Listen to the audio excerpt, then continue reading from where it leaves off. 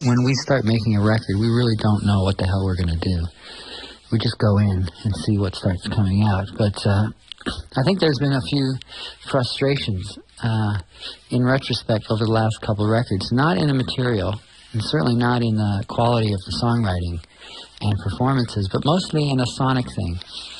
I think there were a few tracks on the last record that the style of production that we used suited very well, and there were another few tracks that seemed in the final result, when we wanted them to kick a bit more, to have a bit more power, it really wasn't there to get out of the tracks. And I think that stuck in the back of our minds, and throughout the tour, hearing those songs live and feeling how much more power they had live, because I think about 3 of the tracks on the last record just sounded, at least to us, it felt really killer live.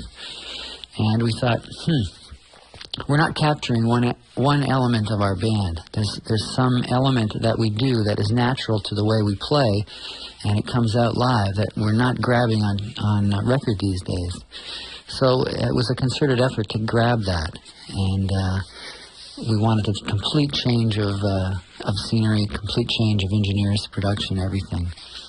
And even though we interviewed a lot of young producers and got so many people to work with on this record, we turned to Peter Collins in the end, who had worked with before, for a couple of reasons. Number one being the fact that he is very much a different producer now than he was when we worked with him last. We've always been friends. We've always had great respect for his way of doing things. But since working with us last, he's worked with a lot more American bands, Queensryche and so on. And we felt that he was a different producer now, with the same priorities, which we liked.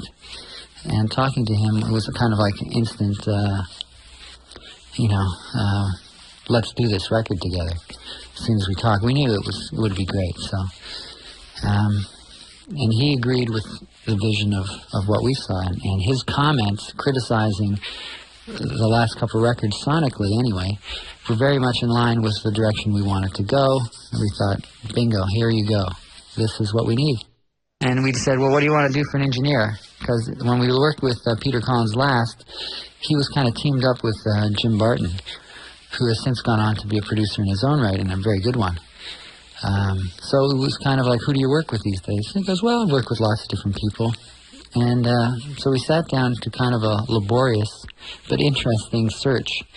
And we had tapes from, producers from all over the world. Engineers from all over the world that we were listening to just for a sound.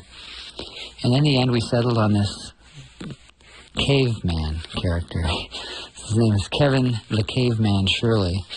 And he's a South African by way of Australia, whose tape was really raw, and it had a very natural sound to it, and we thought, this is good. Let's get this raw attitude in the bed tracks and primary stages of recording.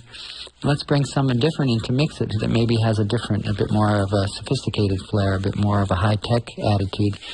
So we were after the best of both worlds. And from my point of view, it worked a treat. We brought Michael Letho from Australia to mix it, and I think he was great. Both guys were great. So it was a very happy marriage, and I'm really pleased with the result.